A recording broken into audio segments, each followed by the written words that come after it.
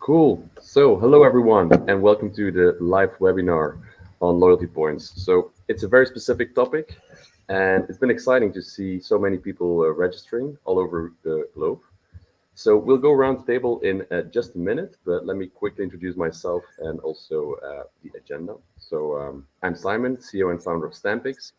Stampix is a photo reward solution for brands. So, it's a very specific reward that we designed for loyalty programs, basically pictures of people that we can print and deliver as a gift, which they can redeem for points. So we're on the redemption side of anything with loyalty programs. Let me start with who we have here. Let's start with Charles Ehredt from Currency Alliance. Chuck, you and I have known each other for a couple of years already. You are an entrepreneur in the loyalty space, which I admire and I look up to. So, and the last time we met was at the Loyalty and Awards conference in Madrid, not so long ago, where you were nominated as Supplier of the Year. Before that, I think there was the International Loyalty Award. But before I steal all of your thunder, maybe Chuck, over to you for a quick introduction. Oh, well, thank you very much. And Simon, it's a pleasure to be invited. I do think today's topic is quite interesting because, I mean, I think I did some analysis 7 years ago, looking at the balance sheets of loyalty programs, and came to the conclusion that there were over $500 billion worth of loyalty points in circulation in the world. And so I think a lot of brands are struggling to decide, how to deal with that. So I'm looking forward to today's conversation. Currency Alliance is a pure business-to-business technology company, which I helped co-found 7 years ago. And we basically provide the connectivity between brands in order to issue, redeem, or exchange loyalty points, enabling customers to earn the points that they really want from many more places they shop, but taking care of all the transaction processing in the background. So we don't provide any consumer-facing technology, but we take care of the back-end transaction processing. Cool. Thanks for that, Charles. I'm going to go clockwise on my screen. So next up, we have Zsuzsa. We haven't met in person, but she is the co-founder and leading lady at Ontavo, an enterprise loyalty cloud solution. And for those of you who have been watching Sky News lately, you probably have noticed that Ontavo just finished a Series A of 10 million, if I got that correct. So very exciting stuff, and definitely a company you want to follow. So with that, Zsuzsa, over to you. Oh, you're on mute. Thank you very much for the kind introduction, Simon. And yes, it was a similar background, just maybe a bit positioned over there where I was talking on Sky News. And it is such a great thing because I think it's a joy for the whole industry. Sky News was talking about how Marks & Spencer has decreasing share values and how Made.com has problems. And the solution is keeping your customers close. And this is what we are all doing here, not only as the panelists on this call, or you as Stampix, but the people who are here as participants of the webinar. We help this industry. So this industry helps companies survive the crisis. It helps customers to feel seen. And this is why we were also very happy, because this investment haven't only impacted our business, but also it is for the industry itself. And yes, as you told, I'm one of the co-founders of Ontavo. We are a technology company powering loyalty programs all over the world.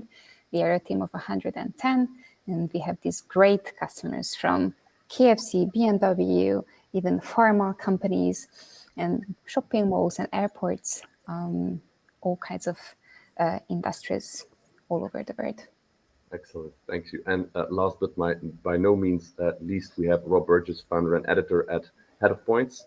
And Head of Points is the UK's largest frequent flyer and business travel website. Rob, with Head of Points celebrating its 10th birthday, and if I understood correctly, there was quite a big party. You also surpassed the 25 million page views mark, which is amazing. Can you explain a little bit to the people why so many people are visiting Head of Points? Yeah, we'll do 25 million page views this year. I mean, just this year. So we're running at about 70, 80,000 at the moment on a good day.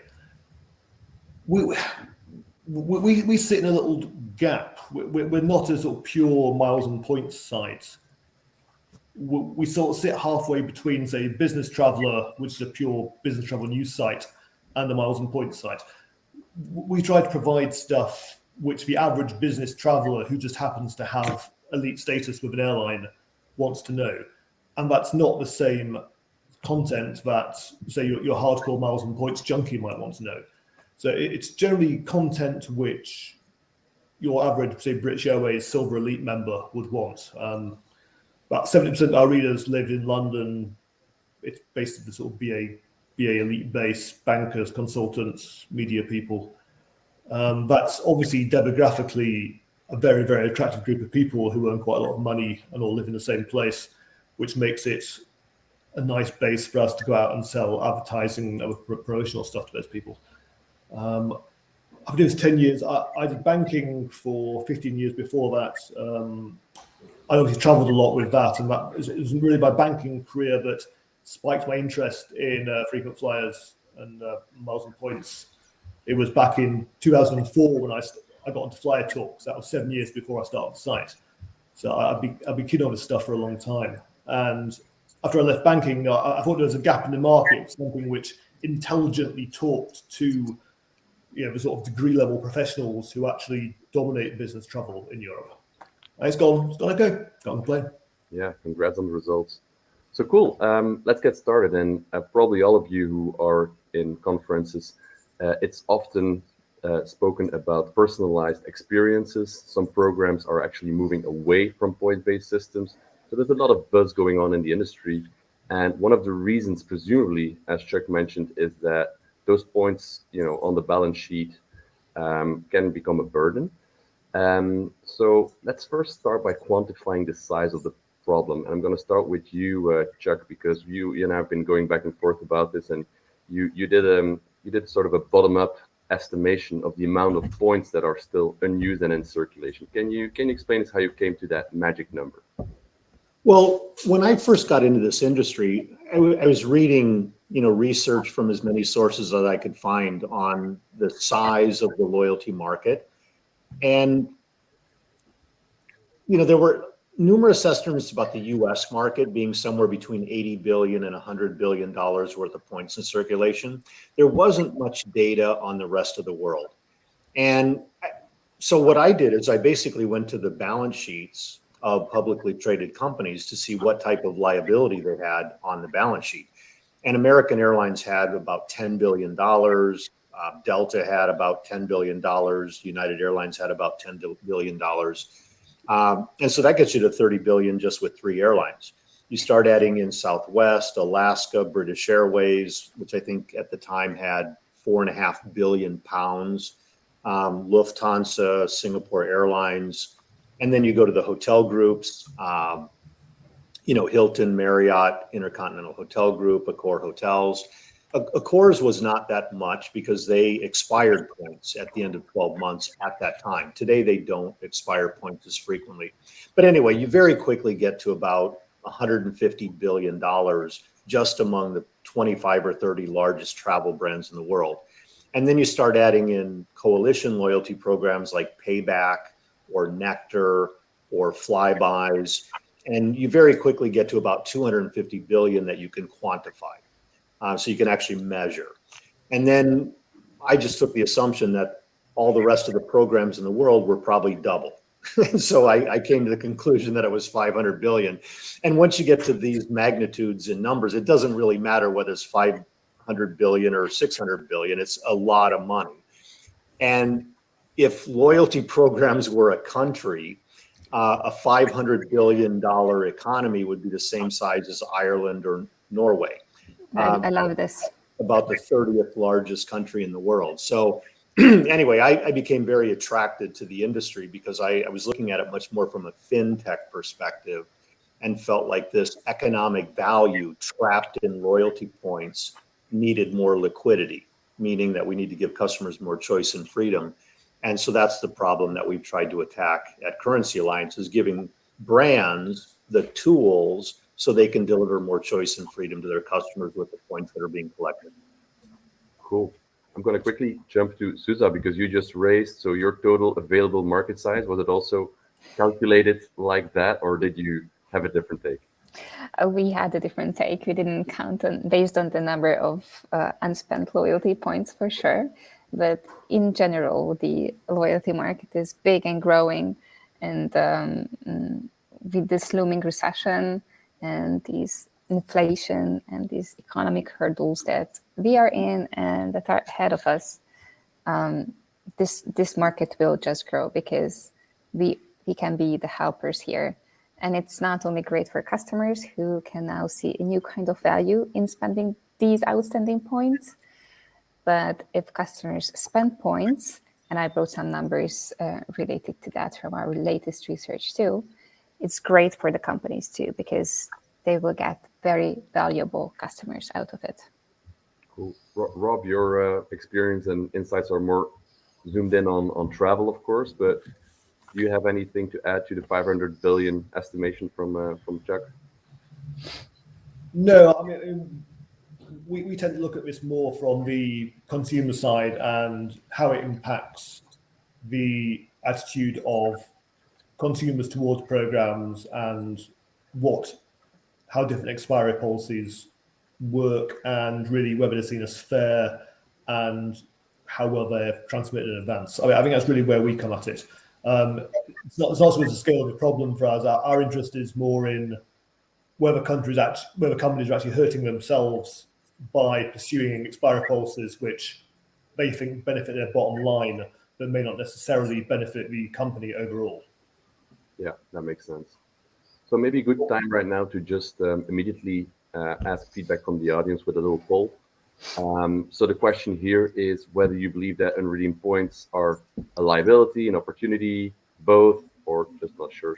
Should be visible for you guys, so don't hesitate, and curious to see the results.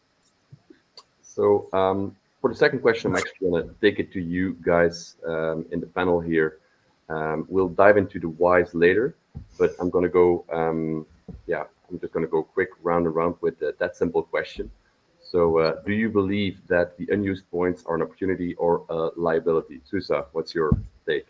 Well, both, I think, because of course it's a liability, and it's especially CFOs like to think of loyalty points as liability that, when in time later will become actual. But for the marketing team, the loyalty team, it's definitely an opportunity. And here I think that's the right time to tell these two numbers that I brought with me. So we are producing the Global Customer Loyalty Report 2023, which is our big report of the year. And last year we analyzed 25 million customer loyalty data points.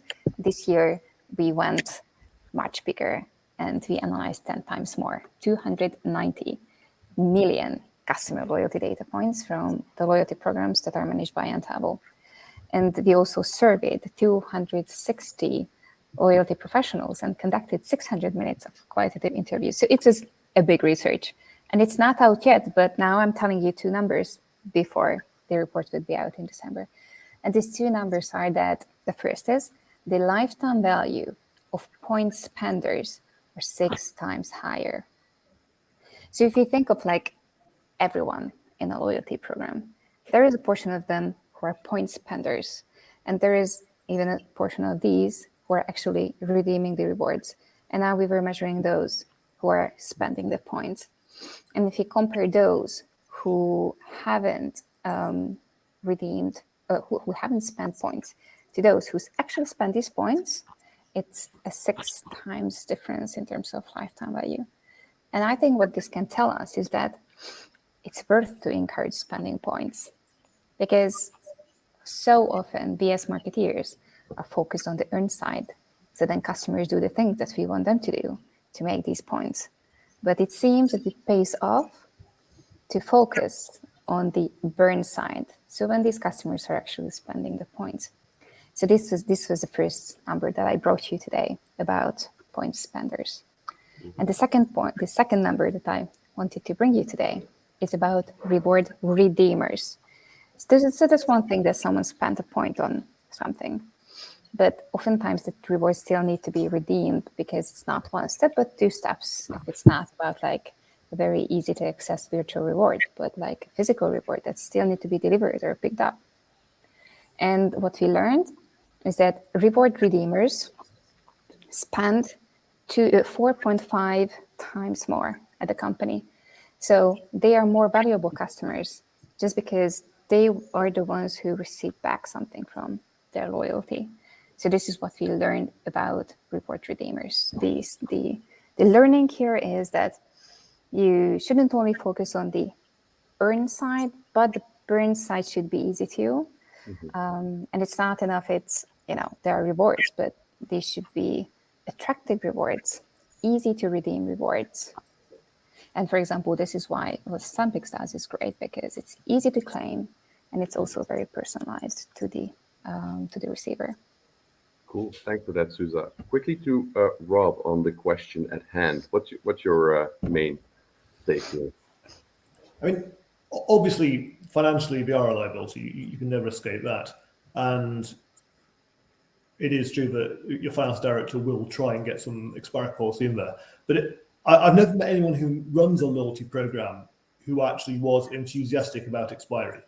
Most loyalty program managers genuinely want their points to be used. They genuinely want to provide interesting, fun redemptions for members. And most people who actually run the programs see it as a bit of a failure to some extent if the points do end up expiring. So it's often an internal conflict between different sides of the same business as to having done an expiry.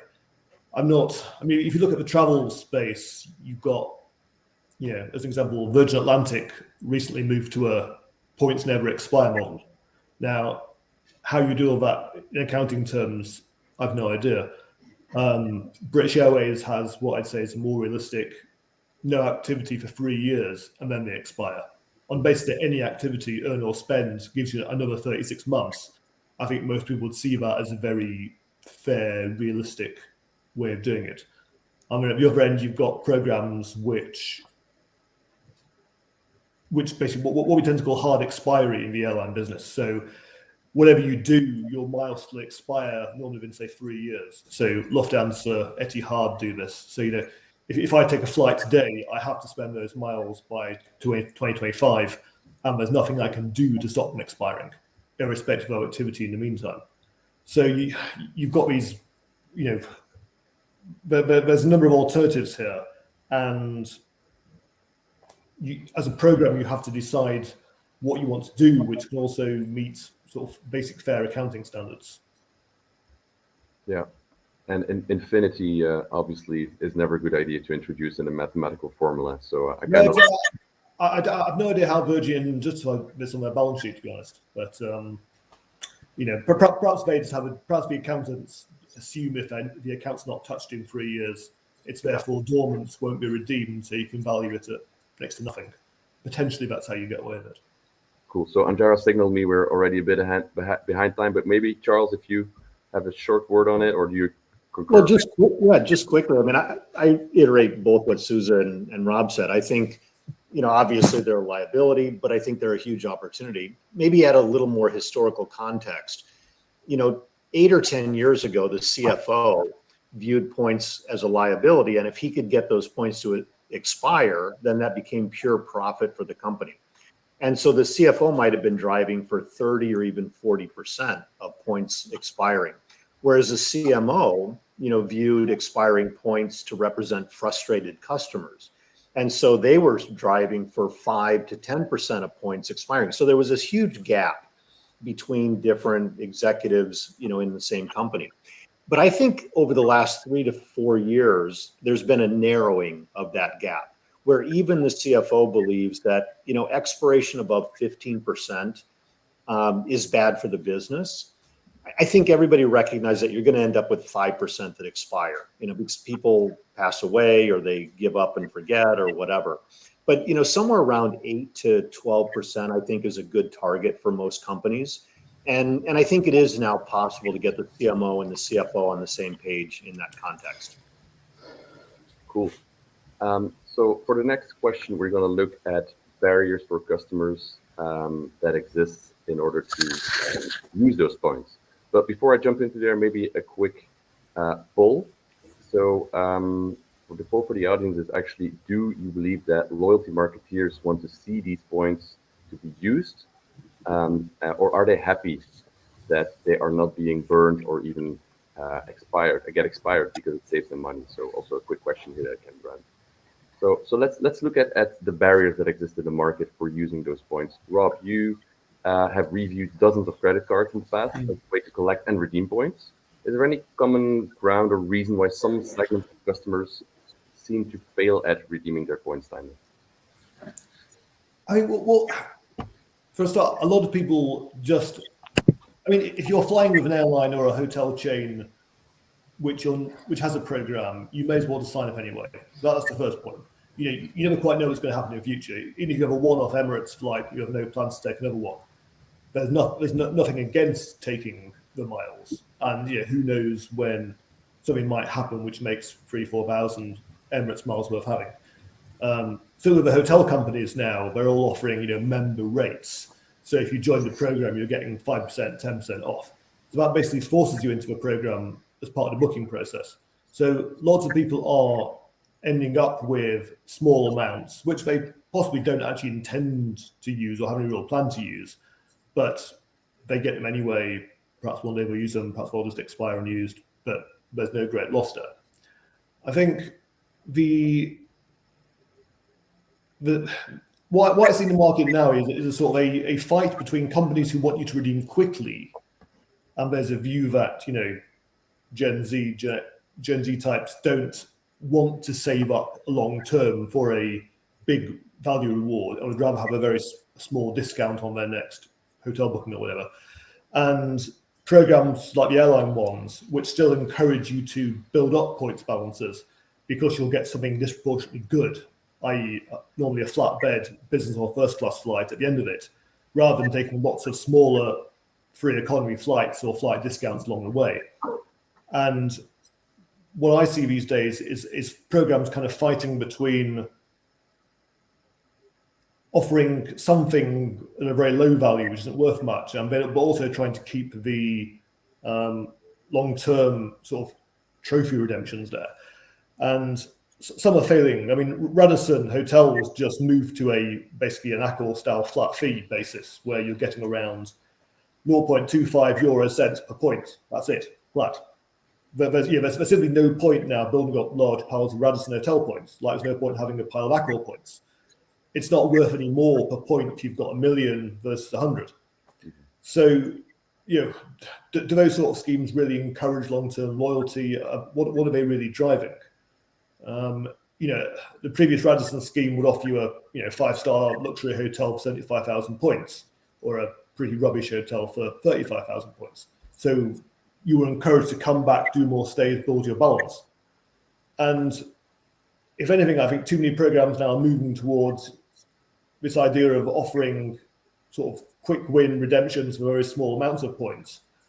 And at the same time, a lot of schemes are taking away the big sort of luxury 5-star, trophy deals. I've spoken to hotel people. The reason a lot of hotel companies are buying luxury hotels these days, as IHG and Hilton have been doing, is not because they make money. It's because they think that if they own a couple of 5-star Maldives resorts, people will stay at their local Holiday Inn Express more because they feel that at some point they could get enough points for a free night in the Maldives. That very rarely happens, but at least it's there as a sort of trophy redemption for people to aim at. And people who are moving towards more simplistic, here's a pence per point discount your next booking, I think I'm losing the plot a bit, to be honest. So I've sort of drifted away there, but I think that's really where I see it from a consumer point of view, especially in Europe. All right, thanks for that. Zsuzsa, I'm going to switch over to you.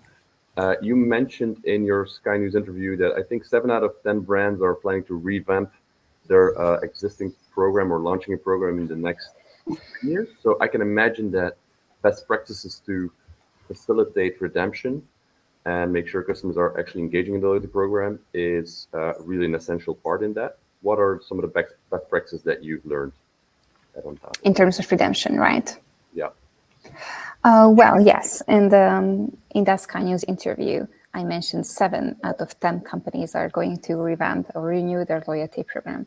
But since then, our new research came, and I know the numbers, that according to this year's numbers, it's 8 out of 10 that are going to renew or revamp their loyalty program in the coming 3 years. So it's a lot, and it's great. It shows that companies are paying attention, because next to investing more in loyalty, it seems that these days they will invest less in acquisition. It's because of many things. It's because of the changing cookie rules. It's because of expensive advertising, complex advertising these days, and just in general, during a situation like this. And this is something that we saw during COVID too. Companies tend to focus on their existing customers and not on their new customers.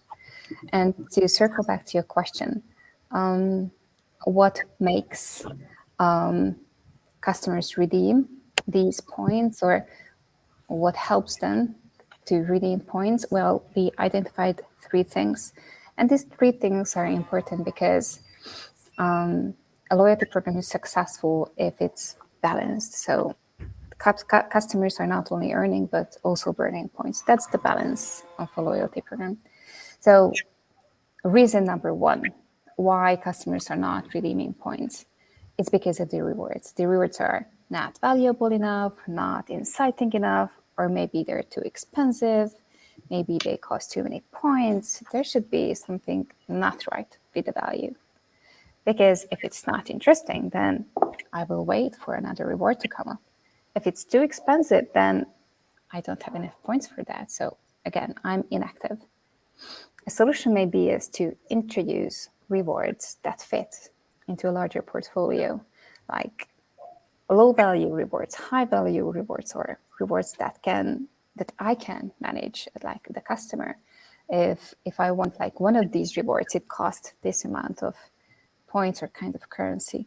Or if I want more of this, it costs, I don't know, 5 times more. So the customer could choose. So that's one thing, the rewards. The second is they just simply forget.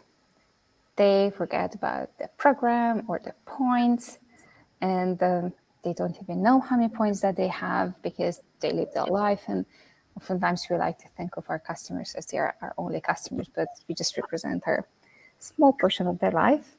Sometimes it's nice to remind ourselves of that. And in this case, our job is to remind them, to reach out to them. And what we know is usually when we're working together with marketing automation providers who are delivering the messages of how a loyalty program is operating. And most successful emails are point reminder emails or point expiration emails, because now there is skin in the game. If your points are expiring, you need to take action. So that's then the second reason, that they forget about the program or their points, or they don't know. And then you can do things to change this, to remind them. The third is that they don't know how to spend them. They don't know how to spend the points. So should I log in here, or should I claim this there, or is there an app for that, or how it is going? And it's not a question of loyalty. It's a question, or not even a loyalty program. It's a question of UX. Yeah. Just how to make it easy for the customer to interact with your loyalty program. Cool, thanks. So the poll was very clear, and I think a vast majority of people believe that loyalty marketers want the points to be spent. Charles, I assume you agree with that statement, but... Well, I do. I mean, I think this is the biggest structural problem in the loyalty industry, is that, if you're a frequent spender with any brand, a frequent traveler or a big spender at a retailer, you're probably collecting a lot of points and getting to interesting rewards quickly. The problem is that 90 to 95% of the people that do business with any company are not the frequent customers. And what happens with them is they'll end up with a tiny number of points spread across dozens of different loyalty programs, because they just can't spend enough money with any one brand to accumulate a lot of points in one program. And so with millions of loyalty programs in the world and millions of different loyalty currencies, we end up with this problem where customers end up with a tiny number of points spread across dozens of programs, and they can't really get to interesting rewards within any of those. One of the things we've noticed on our platform in the last 3 years is a dramatic shift in transaction volume, where 70% of transactions 3 years ago were people earning points, between partners. And now it's about 70% customers redeeming points, but a lot more of those redemptions are for medium and smaller ticket items where, you know, a customer with 2,000 or 4,000 or 6,000 points can still find something of interest.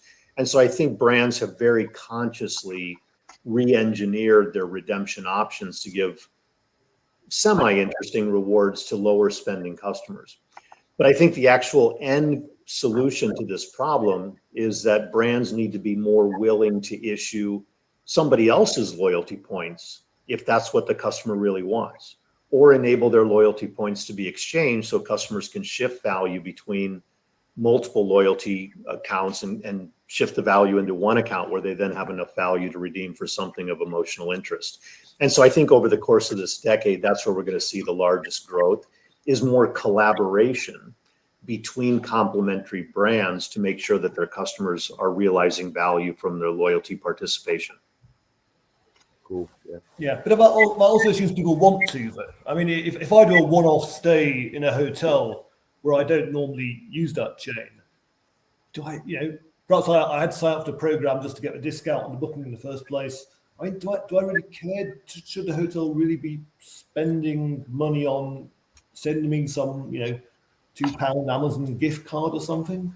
Is it really matter? I mean, I'm not loyal. I'm not planning to be loyal. I had to stay in a hotel once for some reason. I mean, you know, is there really any benefit in having the cost and expense of running a program and then providing me with a very small value reward just because I was forced for some convenience reason to use their hotel once? I'm not entirely sure there is. And there's an argument that says you should actually direct your loyalty budget towards people who are, you know, showing some level of commitment and traction to you, rather than literally everyone who walks through the door. Because it's also, you know, it's also hassle for the customer to some extent if they suddenly find themselves with a small number of points and then, you know, have to try and find some way to use them. Or so I'm not really sure that people actually want to get some sort of loyalty reward from every single commercial transaction they enter into it, because it's simply too complicated. And it's too I totally agree with that. I think most consumers don't join loyalty programs today because they don't anticipate ever reaching interesting rewards. And that's why most brands have less than 25 or 30% of total customers active in their loyalty program. But the issue is that the brand doesn't know whether you could be a loyalty customer after you've done one transaction with them. And so it is probably worth their while to provide you an incentive and then monitor whether you repeat and re-engage with the brand. And if you don't, then so be it. You know, they can focus their resources on others. But I think after the first transaction, they just don't know yet, you know, whether you could be a loyal customer. Yeah, but a better incentive is still, you know, do 5 nights, earn a lot of points from 5 nights, and then get a free night, rather than just trying to provide some small reward after that first night. That's kind of my point. I think there's no, you know, I've already done the stay, spent the money. You don't need to give me anything, frankly. You want to encourage me to come back and do some more. But that's a different strategy or program. Again, this comes back to expiry and, you know, how long I should have to do some more nights to get a decent reward out of a program. Yeah. I think, yeah. It's an interesting discussion, and it's definitely a trade-off. It's at some point, it's also in some way it's a chicken and the egg, right? You want people to book five stays, but what if they just done one and they don't need a second stay? Maybe there's a way to engage them so you stay top of mind. So a little incentive could be in place. It reminds me of a discussion I had actually with a customer, a large hotel group, on this very topic and whether or not Stampix should be included in their redemption catalog as a little gift. Rob, you have a lot of knowledge on this. So what would be a good cost versus value balance in that discussion? Like you seem to be pretty straight on, like, don't give anything to engage them, or would there be some sort of calculation or number, minimal investment that you would do for a group of people that just had a first time experience at your hotel chain? I'm not saying don't give them. I'm saying don't necessarily have a redemption which is available, which costs you money for a small number of points. Or if you do, make it something linked to another stay. So, you know, 2,000 points gets you a free bottle of wine in your room next time you come. That sort of thing. I don't see any value in offering a $10 £10 Amazon voucher for the points you get from doing a one-off £300 hotel stay. I think that's just taking your margin and flushing it down the toilet, frankly. I'm still a big believer in the old school way, which is encouraging people to move business to you in return for something big and outsized further down the line. I think that's how you drive the sort of loyalty people are looking for. I don't think. I mean, my wife's been doing various Radisson stays in Germany recently, and she does a stay. She has 2,000 points. She gets literally €3 off the next stay because there's no point hoarding those points. It's a fixed value program. I mean, there's no loyalty in that. She stays again. She got the €3 off. €3 couldn't go monkeys. Frankly, it's costing Radisson €3 for it to do that. They've wrecked the scheme, so there's no point building up those points for high value redemption further down the line. I just don't see really what they're getting from it, to be honest. I still, people just, I mean, put it this way, there's a coffee shop down my road which I go to 3 times a week, and it has a stamps program, and I'm not in it. This is despite the fact that I'm, seen as, UK sort of, one of UK's leading speakers on this sort of stuff. I can't be bothered simply because I simply can't, even if I got a free cup of coffee every month, I simply can't be bothered. I'm running a big business. I'm not short of a few quid. The headspace required to claim about 3 coffee and carry the card around is just too much. And I think a lot of people have reached that.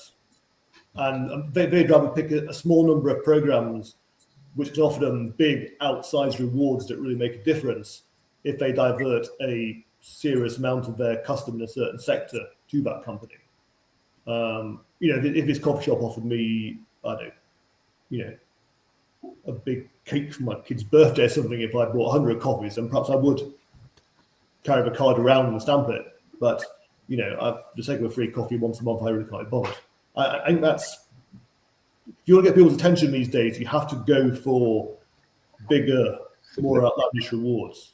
That's easier in the travel space. I fully accept, because the travel space has inventory, which eventually, once the flight's taken off, you can't sell that seat anymore. When it gets to midnight, you can't sell the hotel room. So the travel industry has inventory which it knows is going to go to waste, and therefore giving it away for redemptions makes sense. You can't do that, I accept, with, Apple can't give you a free iPhone for every 5 iPhones you buy because the margins are pretty small. But if it works for your sector, being able to give away what is effectively distressed inventory through a reward program works incredibly well. That's why frequent flyer miles are a multi-billion-dollar business globally. Cool. Thanks, Zsuzsa. Back to you and back to the unclaimed points. So what do you think in time-wise, when should loyalty management owners start to worry about all these unclaimed points? Is there a specific timeline that you see like red flags going off in the Antavo system and they need to take action? So we call this point breakage.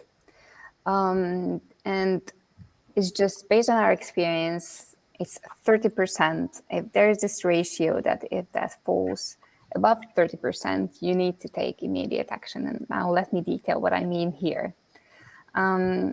So if redemption rates are low, it's always a red flag because customers are sitting on their points. For you, it's bigger liability. It doesn't contribute to loyalty. And what we already learned is that those people who redeem points are better for business. So this is why we have this ratio, point breakage. That's the percentage for an unredeemed point. And it's calculated in a way that there is the number of unspent points divided by the total number of points collected and multiplied by 100. So this is how it becomes a percentage. And if that ratio falls above 30%, then this is when we think that it makes sense to take action. Okay, cool. And maybe time for another poll regarding to what that taking action could be. So before we ask you guys who we're going to launch this poll, I'm looking at Anjara now, should be arriving on your screen right now. So there's a couple of things that you can do: exclusive rewards, access to specific communities, more redemption options, different status, VIP treatments, And of course, there's a link to social and environmental charities that we can do. So submit your vote. I'm curious to see. I think you can click more solutions here. Yeah. So go ahead. Cool. Charles, back to you in terms of redemptions. Any of the things that the list that we shared, and probably there's a bunch of things missing. What are some of the mechanics that you see working out there in the industry? Yeah, I mean, my view, based on talking to hundreds of different loyalty programs, is if the customer's not getting to $25 or 25 pounds or 25 euros per value per year, then the program just isn't generous enough, or the program's not driving enough frequency and basket size. So the target needs to be enabling the customer to earn at least 25 euros or pounds or dollars per year in value. And sort of similar to that, I think, if the customer is not able to get to interesting rewards within 12 to 18 months, then you're making it too difficult, for the customer to realize value. And so businesses are going to have frequent customers that are spending a lot, less frequent customers that are spending a modest amount, and very infrequent customers that don't spend very much. And as Rob suggested, I think for the very infrequent customers, if you can figure out which ones are spending heavily in your category, then it's worthwhile encouraging them to allocate more share of wallet to your brand. But among the mid-tail customers, I think there are a lot of people that are typically spending a significant amount in the category, and trying to encourage them to allocate even more share of wallet to your brand is worthwhile. But the targets need to be, 25 euros or dollars per year in minimum value, ideally, getting even close to 75 or 100, and getting customers to rewards, within 18 months. And if you don't have enough frequency with your customers to achieve those minimum requirements, then you should be collaborating with other brands that your customers also engage with in order to issue their points, or have them issue your points so your customers can get to rewards faster, or enable exchange between the loyalty currencies, so that between complementary brands, the customers can get to interesting rewards. Cool. So let's zoom into the mid-tail customers, as you call them, Charles. And Rob, you mentioned an idea of offering a champagne bottle on the next day. Any other mechanics that you saw working that stood out in the last couple of years in your experience? It's tricky. I mean, what we have seen, what there has been a move towards, because people have been staying less, obviously, during the pandemic and traveling less, has been a move towards letting people mix cash and points more. So you can still, to use points for an upgrade or some other, because people know that you haven't been able to collect enough in the last couple of years to actually get a full free night, for example. I think there's this also works well for companies where you have a relatively small footprint, either as an airline or a hotel company.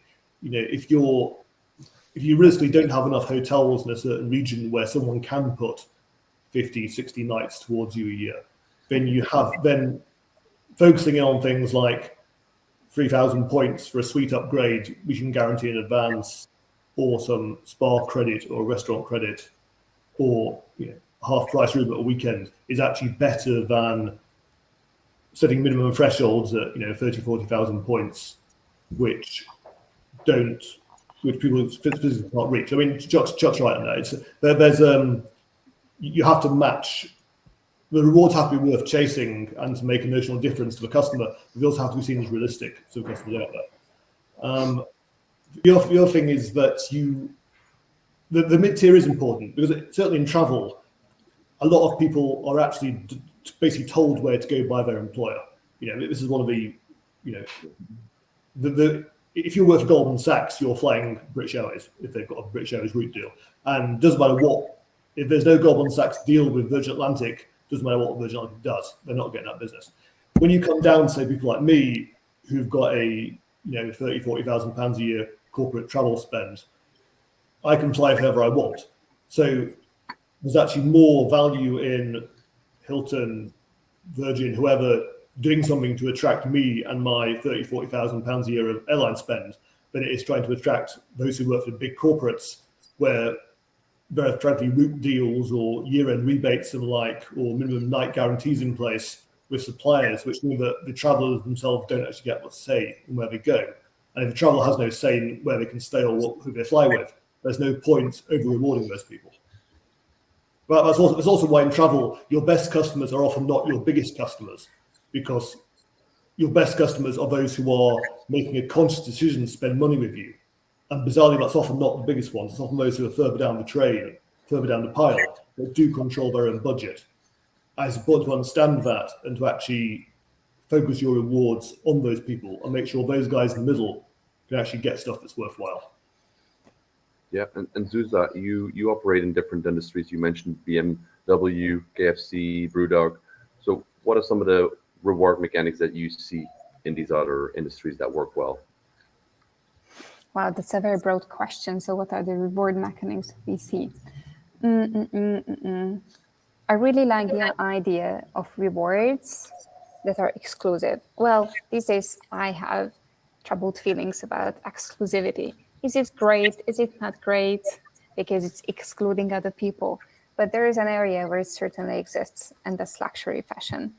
We have a client called Luisa Viroma, who is a luxury fashion retailer, and they have a special interest club, the Sneakers Club, where you need to buy yourself in by spending 2,000 points just to be in that club. And the benefit that you get is that you get access to these special edition sneakers. Sneakers are very big these days. Like in the past couple of years, sneakers as a category are big. And people appreciate that they get these special products before it would make it to the shop floor. And these products are gone before they would make it to the shop floor. There are collectors who are really passionate. There are those who really value exclusivity and uniqueness. So for them, it's a great reward. And I wanted to tell you this experience before too, because it doesn't cost a thing, actually. Mm-hmm. It's just a mechanism that you need to set up once to create that special circle, and people would pay 2,000 points, spend 2,000 points to get in. And it's a lot of chatter around the internet. It's like there are Reddit threads on how to get into the Sneakers Club. Well, there's like one way you need to spend those points. And basically, by creating this exclusive group, you give the value of these special products that they still need to buy. Cool. That's interesting. And exclusivity and scarcity combined, in a sense. Maybe we can do a next one on NFTs and blockchain. Good idea. But we're at the end already of this live webinar, guys. Thanks so much for the brilliant input. I've really enjoyed it. I hope you guys did well, and we'll see you on the next one. Thank you very much for pleasure. having us. Thanks a lot. Thank you. Ciao.